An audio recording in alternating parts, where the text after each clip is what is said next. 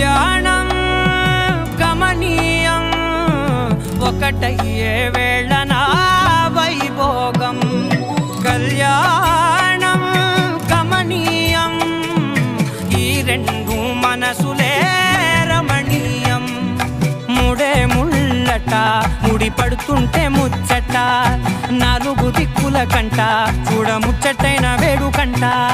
ఆ పంచభూతాల తోడుగా ప్రేమ పంచుకొనే పండగంట. ఆరరుగల నిండుగా ఇది నూరెళ్ళ పచ్చని పంట.